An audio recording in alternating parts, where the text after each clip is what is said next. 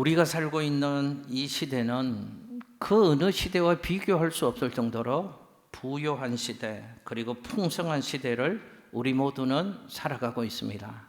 그런데 사람들은 입만 열면 불평하고 원망한다는 것이 문제입니다.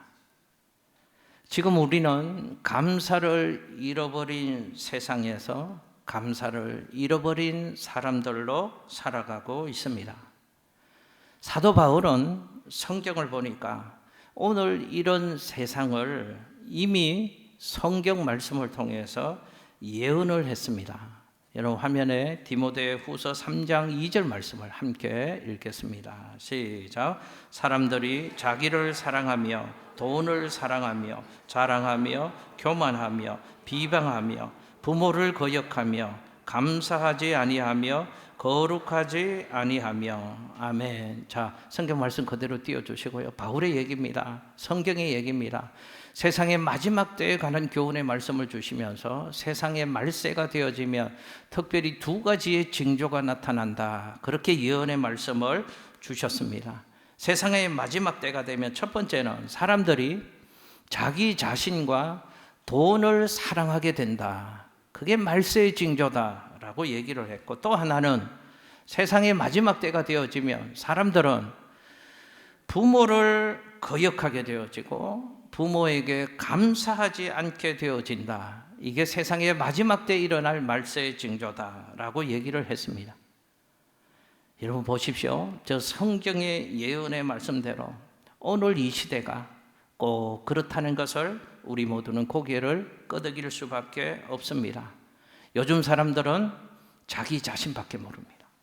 극단적인 이기주의 시대 속에 살아가고 있습니다. 가정이 어떻게 되든, 나라가 어떻게 되든, 교회가 어떻게 되든, 세상이 어떻게 되든, 부모가 어떻게 되든 상관하지 않습니다. 내가 중요합니다. 그리고 좀 더 성숙한 시각으로 우리 인생을 좀 헤아려 보면 모든 것이 은혜로 되어지는 것이나 어렵지 않게 깨닫고 고백할 수 있는데, 은혜로 살아가는 인생인데 감사하지를 못합니다. 부모님께도 그렇습니다. 도리어 거역하고 대적하고 불평하고 원망하는 삶을 살아가는 것이 오늘 이 시대, 우리가 살아가는 시대의 모습이라고 성경은 일찍부터 예언했습니다. 사랑하는 성도 여러분, 감사를 잊고 불평과 원망 속에 살아가는 우리들에게 하나님은 오늘 이렇게 말씀하십니다. 세상은 그렇게 살아갈 거야.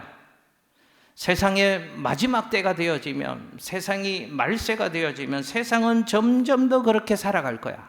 그러나 너희는 감사하는 자가 되어야 한다 라고 성경은 우리에게 교훈해 주십니다. 여러분 오늘은 7월 첫째 주일 맥주 감사주일 예배로 우리는 하나님 앞에서 하나님을 예배하고 있습니다. 맥주 감사주일은 보리나 밀월 100일을 시작해서 마치는 날에 감사를 드리는 것이었기에 맥주절이라고 부릅니다. 또 이스라엘 백성들이 가나안 땅에 들어가서 첫 열매를 거두게 된 것을 주신 이 하나님을 기억하며 하나님께 감사하는 절기여서 초실절이라고도 부릅니다. 그리고 현대교회에서는 농사를 짓지 않으므로 이런 시대 상황 속에서 맥주절의 성경적인 의미를 상반기 동안 하나님 주신 은혜에 감사하는 날로 맥주감사주일 오늘 예배를 하나님께 드리고 있습니다. 오늘 예배가 먼저 그렇게 시작했으면 좋겠습니다. 그 옛날 제일 처음 하나님 앞에서 맥주감사주일 예배를 드렸던 믿음의 선배들, 이스라엘 백성들의 신앙 고백이 있었을 것입니다. 먼저 우리도 그 옛날 제일 처음 하나님의 은혜를 기억하며 하나님 앞에 맥주감사주일 예배를 드렸던 그 신앙의 고백으로, 우리의 믿음의 고백으로 삼아서 하나님 앞에 우리의 믿음의 고백을 올려드렸으면 좋겠습니다. 이렇게 저 따라서 한번 따라해 보시겠습니다. 하나님이 하셨습니다. 하나님이 주셨습니다. 모든 것이 하나님의 은혜입니다. 그 믿음의 고백으로 그 은혜를 주신 하나님께 큰 박수로 하나님께 영광을 올려드리겠습니다. 우리의 믿음의 고백을 찬양으로 하나님께도 올려드렸으면 좋겠습니다. 이 시간 같이 먼저 찬양을 통해서 우리에게 은혜를 베풀어 주신 하나님, 다시 한번 상반기 동안 2025년 1월부터 6월까지 지나온 하나님의 은혜의 연속, 하나님의 은혜의 사건들을 좀 생각해 보시면서 우리의 찬양으로 믿음의 고백으로 하나님을 영화롭게 하고 주시는 말씀을 좀 받았으면 좋겠습니다. 나를 구원하신 주 감사, 함께 찬양하겠습니다.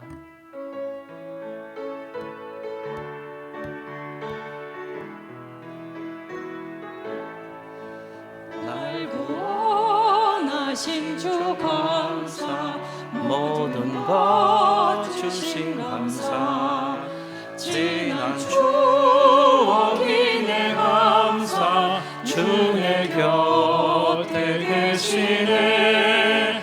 향기로운 봄철의 감사, 외로운 마음을 감사, 사라진 눈물도 감사,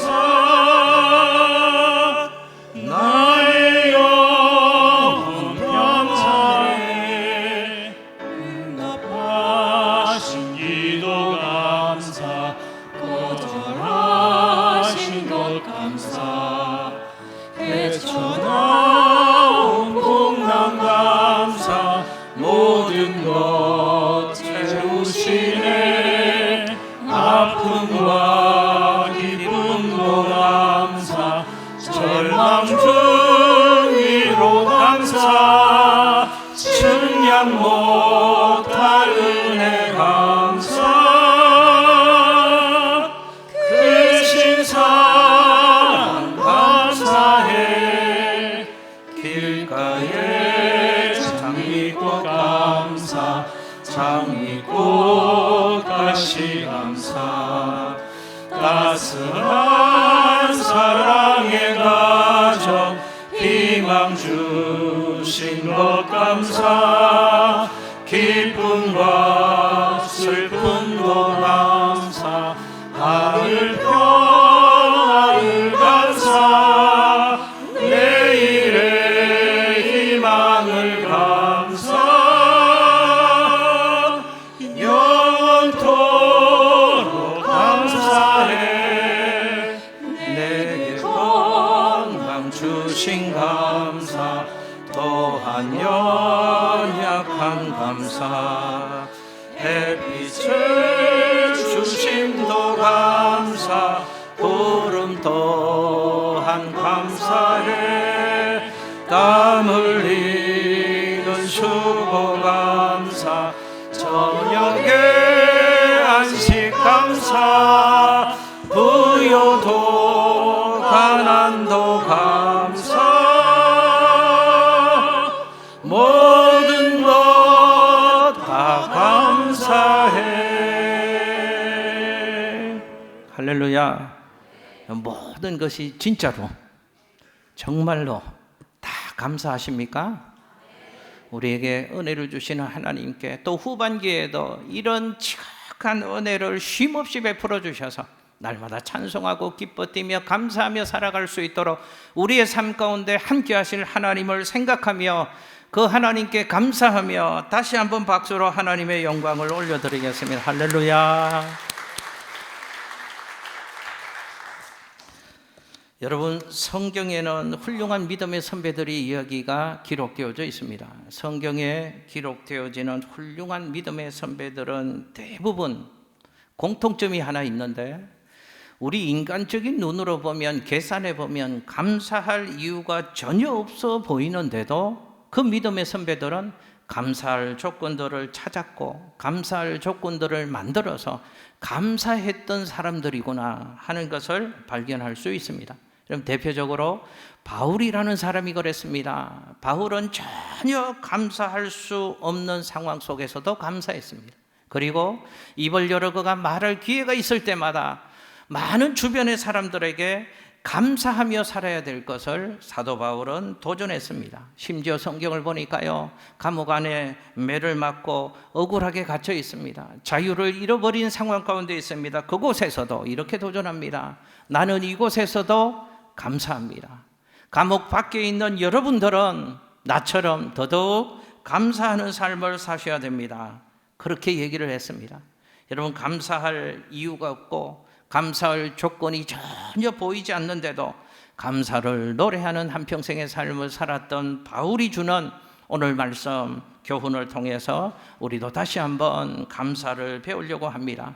오늘 주시는 말씀을 통하여 여러분에게 꼭 있어야 되는데 그 감사가 잃어버려졌다면 잃어버린 감사를 다시 찾으시고 여러분의 영혼의 온도계, 감사의 온도가 식어져 있다면 그 식어진 감사에 다시 불이 붙었으면 좋겠습니다. 그래서 후반기 모든 것이 하나님의 은혜입니다. 이 은혜 주신 하나님 감사합니다. 감사로 하나님께 영광 돌리고 또 하나님 주시는 감사의 복과 기적을 매일 새롭게 누리며 살아가는 우리 양천의 모든 하나님의 사람들, 믿음의 권속들 다 되어지시기를 예수님 이름으로 축복합니다. 자, 그럼 한번 저 따라서 해보실까요? 첫 번째 뭘 감사하라고 말씀하시는가? 구원의 은혜에 감사하자.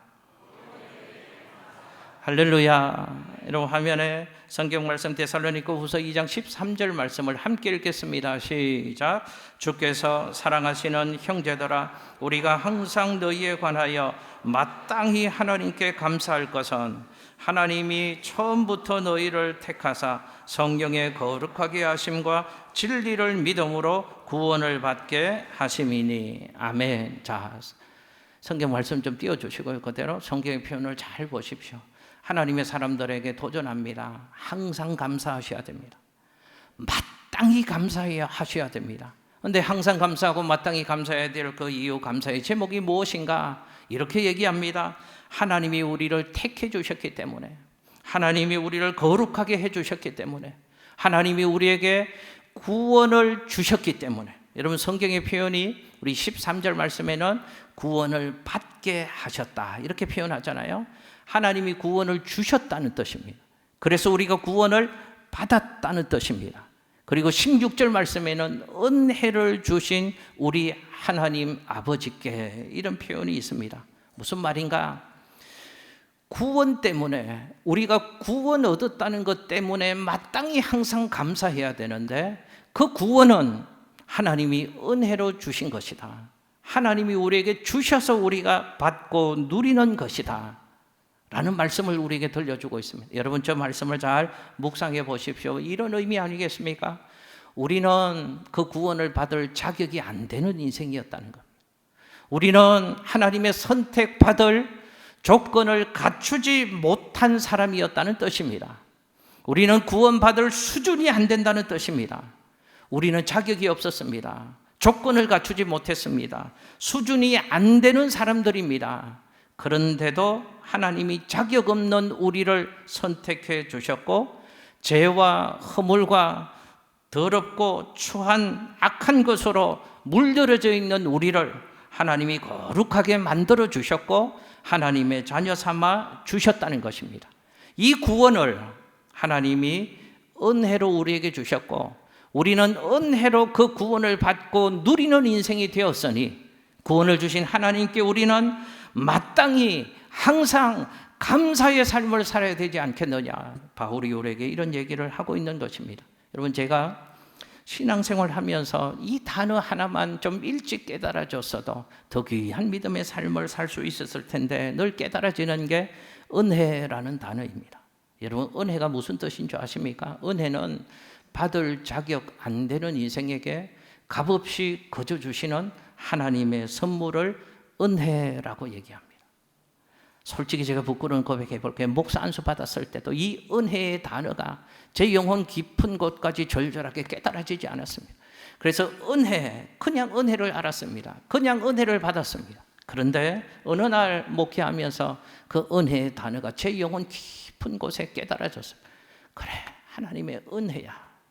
특별히 구원받은 것, 내가 완악하고 무지하고 교만하고 어리석은 인생이었는데 하나님이 이런 나를 긍휼히 여겨주셔서 용서받을 수 없는 죄인에게 죄 용서함을 주셨고 하나님 자녀 되게 하셨고 이 땅에서는 하늘 아버지로 모시고 하나님 주시는 감당할 수 없는 만 가지의 복을 전 삶의 영역에서 누리는 인생 되게 해주셨고 죽음 이후에는 저 영원한 천국에서 하나님 주시는 영생 복락 누리게 해주시는 그 구원을 하나님이 자격 안 되는 내게 은혜로 주셨구나.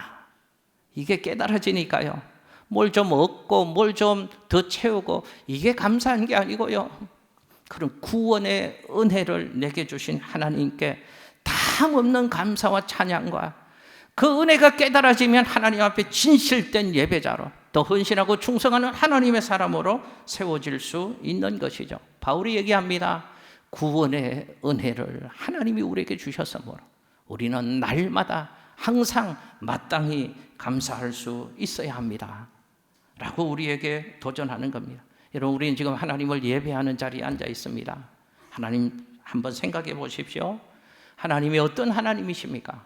절대 주권을 가지시고 우주 만물을 주장하시는 만왕의 왕이요 만주의 주가 되시는 하나님이십니다. 회전하는 그림자조차도 없으신 거룩하신 하나님이십니다. 그 하나님 앞에서 우리는 하나님을 나의 아버지로 고백하며 이런 내가 그 하나님을 예배합니다. 생각해 보셨습니까? 어떻게 나처럼 완악하고 무지하고 더럽고 추하고 허물 많은 내가 그런 하나님의 자녀 되어서 그 이름을 찬양하고 경배할 수 있겠느냐는 겁니다. 하나님의 은혜입니다. 하나님이 우리를 선택해 주신 은혜이고 하나님이 우리를 거룩하다고 칭해 주신 은혜이고 이 자리에 있을 수 있도록 하나님이 우리를 선택해 주신 구원의 은혜가 있었기에 우리는 오늘도 하나님의 자녀로 하늘아버지를 고백하며 하나님께 예배드리는 삶을 살 수 있게 되는 줄로 믿습니다. 구원의 은혜를 주셨기에 우리는 하나님께 마땅히 감사해야 된다는 겁니다. 여러분께 제가 한번 여쭤보겠습니다. 이 구원의 은혜가 깨달아지고 그 구원의 은혜를 인하여서 하나님께 감사해 본 적이 있으십니까? 우리는 흔히 감사라고 하면 내 뜻이 이루어지고 뭔가 소원하던 것이 잘 되어져서 필요가 충족되어지면 우리는 하나님 앞에 감사하는 삶을 살아가잖아요. 그런데 그런 감사는 세상 사람들도 하는 감사입니다. 그런 감사 말고요, 다 같은 사람이 하나님의 은혜로 구원받아서 하나님의 자녀 되고 하나님을 예배하고 하늘 백성 되었다는 그 구원의 은혜를 입었다는 것 때문에 하나님 앞에 진실로 다함없는 감사와 찬송과 예배를 드려본 적이 있으시냐는 겁니다. 성도들은 그러죠. 새집 주셔서 감사합니다. 직장 주셔서 감사합니다. 이 병 하나님 고쳐주셔서 감사합니다. 이런 감사는 참 많이 봅니다. 그런데 이 감사가 있느냐는 겁니다. 여러분의 삶에 나를 구원해 주신 하나님 감사합니다. 이 감사가 있으시냐는 겁니다. 여러분, 화면에 주일학교 때 배운 찬양 하나를 제가 좀 같이 부르려고 합니다. 저 찬양 생각나십니까? 쉬운 찬양인데요, 굉장한 의미가 있고 깊이가 있는 찬양인 것 같습니다. 같이 한번 찬양해 볼까요? 돈으로도 못 가요 하나님 나라, 힘으로도 못 가요 하나님 나라, 거듭나면 가는 나라 하나님 나라, 믿음으로 가는 나라 하나님 나라. 할렐루야. 잘하시네요. 뼈대 있는 신앙생활 하신 분들이 참 많으십니다. 여러분 보십시오. 돈으로 하나님 자녀 되고 지식으로 천국 갈 수 있다고 한다면 얼마를 벌어야 됩니까? 어디까지 배워야 수준이 되어야지 하나님 자녀 되고 천국 갈 수 있겠습니까? 그런데 돈으로, 지식으로, 힘으로 하나님 자녀 되고 천국 가는 것이 아니고 예수 믿는 믿음 보시고 하나님이 우리를 자녀 삼아 주시고 천국 백성 되게 해 주셨으니, 은혜로 구원받게 하시고 은혜로 하나님 자녀 삼아 주셨으니 우리에게는 마땅한 감사가 있어야 되지 않겠느냐, 성경은 우리에게 말씀하는 것이죠. 여러분, 이 은혜를 깨닫던 사람이 찬송을 만든 가사가 있습니다. 찬송가 305장에 나 같은 죄인 살리신이라는 찬송이 있습니다. 그 찬송의 작사 작가는 존 뉴턴이라는 사람입니다. 여러분, 존 뉴턴이라는 사람이 나 같은 죄인 살리신 주 은혜 놀라워, 그 찬양의 가사를 만들었는데요. 존 뉴턴이 원래 뭐 하는 사람인지 아십니까? 노예 상인이었습니다. 인신 매매범이었습니다. 그 사람이 예수를 만나 구원의 은혜를 경험했습니다. 그가 그런 찬송 가사를 짓고 훗날 이런 글을 썼다고 합니다. 나중에 예수 믿는 사람들이 천국에 가게 되어지면 천국에 가서 세 가지의 경이로운 사건 때문에 놀라게 될 것이다. 첫째는 전혀 천국에 못 올 것 같은 그 사람이 천국에 온 것을 보고 사람들은 깜짝 놀랄 것이다. 둘째는 그 사람은 꼭 천국에 올 줄로 알았는데 그 사람이 천국이 없어서 사람들은 깜짝 놀랄 것이다. 셋째는 인신매매범, 그 완악하고 잔인하고 무식한 인신매매범인 노예 상인이었던 나 존 뉴턴이 나 같은 사람이 천국에 와 있는 것을 보고 사람들은 깜짝 놀랄 것이다 라고 말했다고 합니다. 사랑하는 양천교회 성도 여러분, 우리가 이 세상을 살면서 경험할 수 있는 가장 경이로운 사건이 있다고 한다면 무엇일까요? 두 가지입니다. 나 같은 죄인이 하나님의 은혜로 구원받았다는 사실이고, 내가 예수를 통하여 얻은 그 구원은 완전한 구원이라는 사실입니다. 나 같은 사람이 예수를 믿고 구원받았다.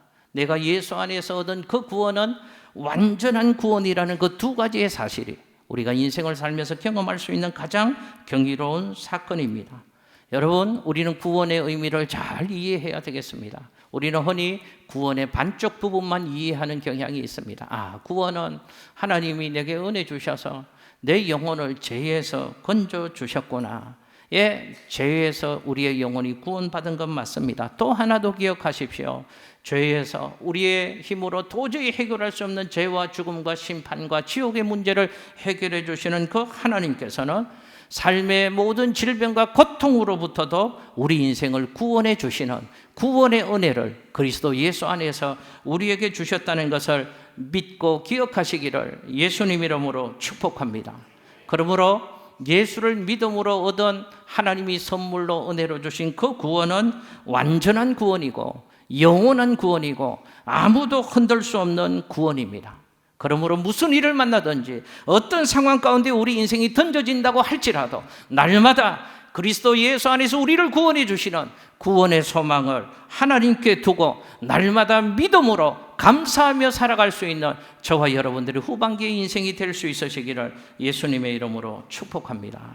두 번째, 한번 저 따라서 해보실게요. 위로와 소망의 은혜에 감사하자.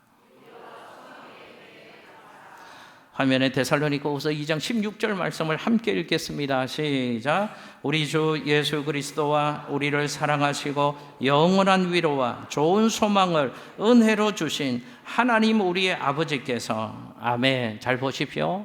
왜 우리가 날마다 마땅히 감사하는 삶을 살아야 하는가? 은혜로 우리를 구원해 주신 하나님 아버지께서 우리를 영원한 위로로 위로해 주시고 좋은 소망으로 우리를 날마다 소망 가운데 세워주시는 은혜를 계속 베풀어 주시기 때문에 우리는 그 은혜를 주신 하나님께 감사해야 한다. 바울이 우리에게 도전하는 겁니다. 여러분, 저기 성경에 사랑, 위로, 소망이라는 세 단어가 있습니다.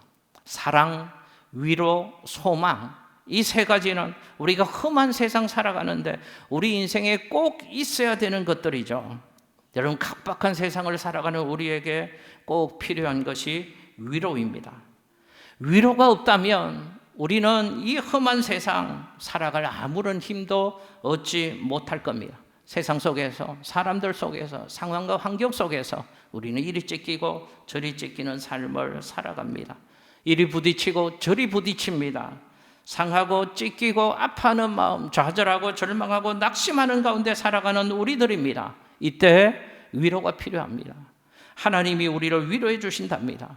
절망을 이길 소망을 하나님이 우리에게 주신답니다.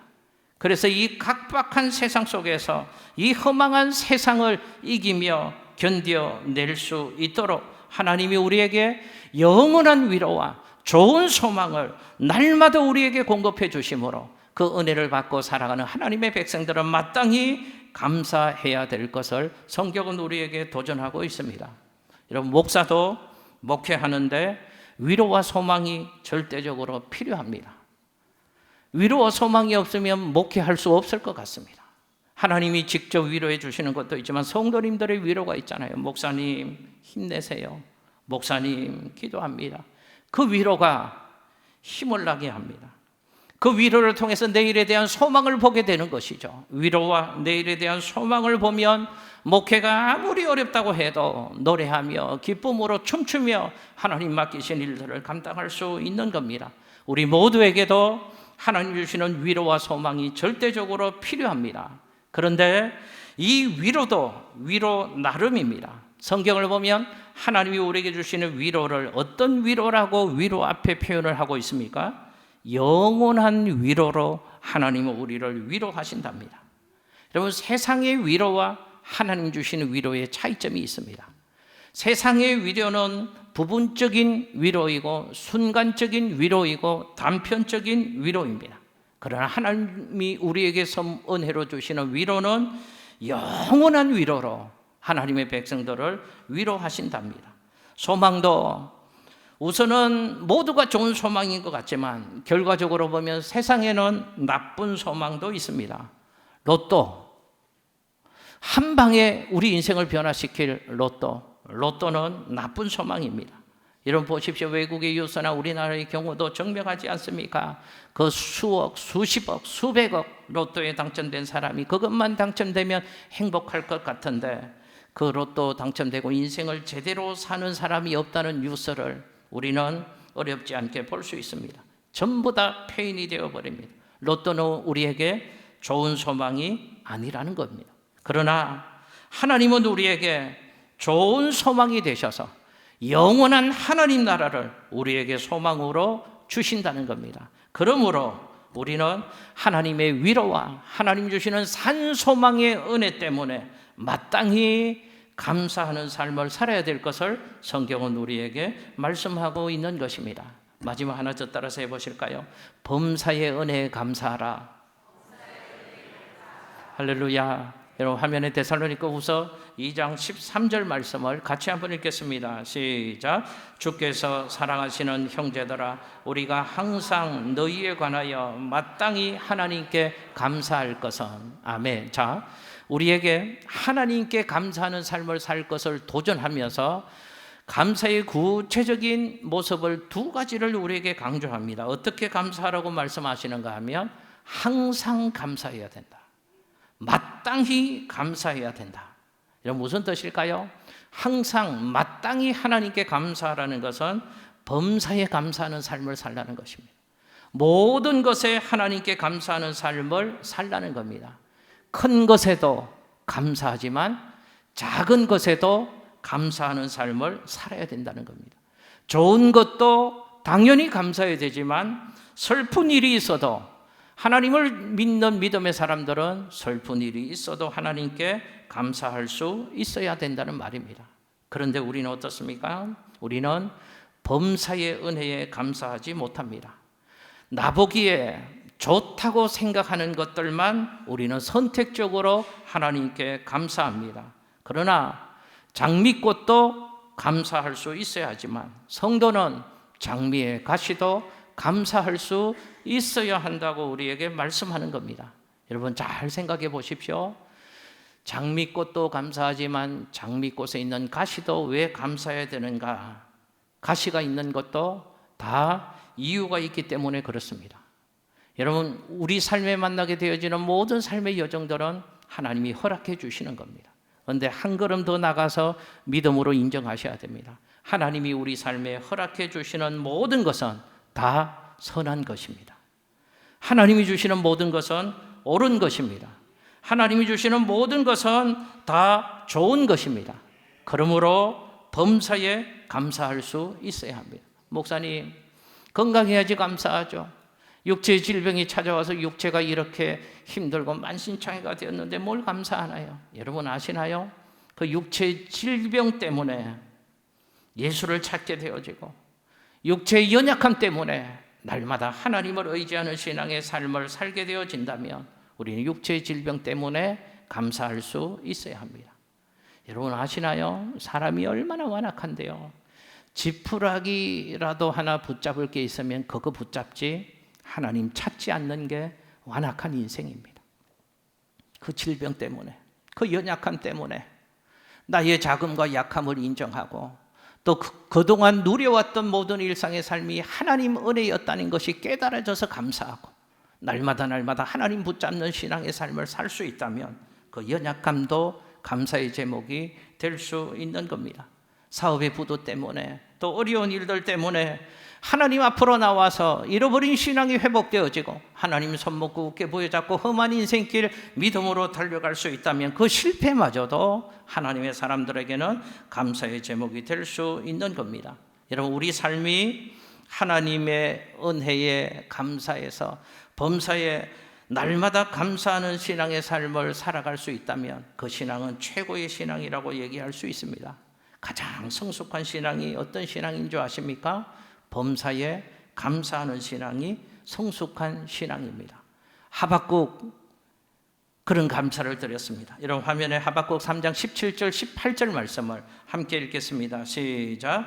비록 무화과 나무가 무성하지 못하며 포도나무에 열매가 없으며 감람나무에 소출이 없으며 밭에 먹을 것이 없으며 우리의 양이 없으며 외양간에 소가 있을지라도 나는 여호와로 말미암아 즐거워하며 나의 구원의 하나님으로 말미암아 기뻐하리로다. 아멘. 할렐루야. 여러분 하박국처럼 감사하실 수 있으시겠습니까? 하박국의 감사는 이런 감사입니다. 하나님, 내 통장에 잔액이 하나도 없습니다. 내가 투자하고 있는 이 주식이 올라간 게 하나도 없습니다. 내 자식이 내 뜻대로 안 되어집니다. 내 인생이 내 뜻대로 도무지 안 되네요. 그런 상황 속에서도 구원의 하나님께 소망을 두고 구원의 은혜를 베풀어 주신 하나님을 믿음의 눈을 열어 바라보고 그 하나님께 감사하고 하나님 주시는 은혜로 인하여 기뻐하는 삶을 살아갈 수 있다는 겁니다. 토마스 아켄피스라는 분이 이런 얘기를 했습니다. 하나님은 감사하는 자에게 축복을 주시고 겸손한 자에게 축복을 주시며 교만한 자의 손에서는 축복을 거두신다. 맞습니다. 감사는 하나님을 향한 성도의 마땅한 삶의 자세이면서 동시에 축복을 불러오는 통로가 감사라고 얘기할 수 있습니다. 여러분, 하나님의 축복에는 감사의 원리가 있다는 것을 잊지 마십시오. 성경을 가만히 살펴보면 이런 영적인 원리가 있습니다. 하나님은 감사하는 자에게 더 주신다는 겁니다. 여러분 잘 들으십시오. 하나님이 우리를 축복해 주시는데요, 처음부터 내가 원하는 축복 주시지 않습니다. 처음에는 원급의 은혜를 하나님이 우리에게 주십니다. 그런데 내게 주신 원급의 은혜를 깨닫고 그 원급의 은혜를 붙잡고 감사하면 하나님이 우리의 삶에 비교급의 은혜를 부어주십니다. 하나님 내게 주신 비교급의 은혜를 깨닫고 그 은혜 붙잡고 감사하면 하나님은 감사하는 우리의 삶의 모습을 보시고 우리 삶의 마당에 하늘문을 활짝 열어주시고 최상급의 은혜를 쏟아부어 주시는 겁니다. 기억하십시오. 행복은 소유에서 오는 것이 아니고 감사에서 오는 겁니다. 내 마음의 중심에 얼마나 많이 감사하느냐에 내 인생의 행복이 달려있다는 것을 기억하십시오. 감사는 하나님을 영화롭게 할 뿐만 아니라 남을 행복하게 하는 것이고 우리 자신을 행복하게 만드는 겁니다. 행복해서 감사하는 것이 아니고 감사하면 행복해지는 겁니다. 행복해지려면 먼저 뭘 하셔야 될까요? 감사하셔야 돼요. 후반기 저는 이렇게 우리 성도님들 우리 교회가 살아갔으면 좋겠습니다. 좀 불평하지 말고요. 힘들어요. 아파요. 못 살겠어요. 죽겠어요. 진짜 죽습니다. 올 후반기에도 저는 예언할 수 있습니다. 좀 어려운 일들도 있을 겁니다. 내 뜻대로 안 되는 인생의 과정들도 또 내 인생 앞에 만나게 되어져서 좀 한숨 쉬고 위축되는 순간도 있을 겁니다. 그러나 믿음의 눈을 여셔서 하나님 주시는 구원의 은혜를 보시고 지금도 함께 하시는 하나님을 볼 수 있었으면 좋겠습니다. 아무리 힘들어도, 아무리 어려워도, 아무리 죽을 것 같아도 기도할 수 있잖아요. 나의 기도를 들으시는 하나님이 계시잖아요. 예수 이름의 권세 붙잡고 기도할 수 있잖아요. 아무리 힘들어도 나보다 나를 더 사랑하며 나를 위로해주고 응원해주는 가족들이 있잖아요. 교회 식구들이 있잖아요. 무엇보다 하나님이 계시잖아요. 하나님 주신 믿음 감사하고 그 믿음으로 후반기의 험한 인생도 감사하고 기뻐하고 찬송하고 할렐루야 소리치며 믿음으로 승리하는 저와 여러분의 복된 삶이 되시기를 예수님 이름으로 축복합니다. 기도하겠습니다.